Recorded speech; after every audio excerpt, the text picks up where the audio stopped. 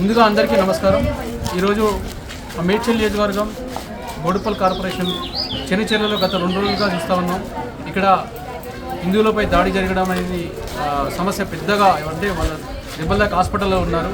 వాళ్ళని ఆదుకోవాలనే ఉద్దేశంతో రాష్ట్ర అధ్యక్షుడైనటువంటి కేంద్ర మంత్రి కిషన్ రెడ్డి గారు మరియు మల్కాజ్గిరి పార్లమెంటు అభ్యర్థి అయినటువంటి ఈటల రాజేందర్ గారి సూచన మేరకు ఈరోజు వాళ్ళందరినీ ఆదుకోవాలి. అంటే వాళ్ళు గత 2 రోజులుగా వాళ్ళ హాస్పిటల్లో ఉండడం, వాళ్ళ పిల్లలు వంట వండుకోలేక ఆకలితో ఇబ్బందులు పడుతున్నారని చెప్పి మా వంతు ప్రయత్నం నిత్యావసర సరుకులు మా వైఎస్ఆర్ ట్రస్ట్ ఆధ్వర్యంలో ఇవ్వడం జరుగుతూ ఉంది. నిరంతరం మేము సేవా కార్యక్రమాలు కొనసాగిస్తాం.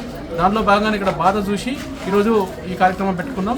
ఈ కార్యక్రమానికి ముఖ్య అతిథిగా రాష్ట్ర మహిళా అధ్యక్షురాలు మేడం గారు రావడం నిజంగా మేము అదృష్టంగా భావిస్తూ ఉన్నాం. ఎందుకంటే ఈ కార్యక్రమం పొద్దున్న నుంచి దీనిపై ధర్నా నిర్వహించడం, వీళ్ళకు అండగా ఉండి ఆమె పోలీస్ స్టేషన్ కూడా అరెస్ట్ కావడం జరిగింది. దాని తర్వాత ఈ కార్యక్రమాన్ని అటెండ్ చేసింది. అయితే ఇక్కడ జరిగిన సంఘటన ఏదైతుందో దురదృష్టకరం.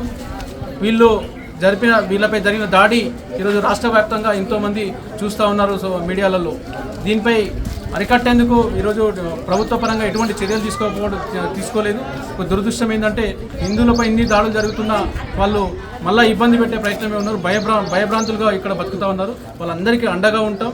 మా పార్టీ తరఫున కూడా ఇక్కడ యువ నాయకులు కూడా, అంటే యువ మోర్చా తరఫున, మహిళా మోర్చా తరఫున, అన్ని మోర్చాల తరఫున, మా బీజేపీ పార్టీ తరఫున వీళ్ళకి పూర్తి సహకారాలు అందిస్తూ వీరికి అంటే హాస్పిటల్ సంబంధించినవి కూడా అన్ని విషయాలలో చూస్తూ ఉన్నారు. కాబట్టి మేము శిల్పారెడ్డి గారికి మరొకసారి అంటే పిలవగానే ఈ కార్యక్రమం రాష్ట్ర పార్టీ ఆదేశానుసారం పిలవగానే కార్యక్రమానికి వచ్చి పంపిణీ కార్యక్రమంలో మహిళలతో పాటు పాల్గొన్నందుకు మరొకసారి అభినందన తెలియజేస్తూ, ఏదేమైనా కూడా ఇక్కడ స్థానికులకు మేము పూర్తి స్థాయిలో అండగా ఉండే బాధ్యత మా అందరిపైన ఉంది. కాబట్టి ఈ కార్యక్రమంలో పాల్గొంటున్న అందరికీ కూడా మరొకసారి ధన్యవాదాలు తెలియజేస్తా ఉన్నాను.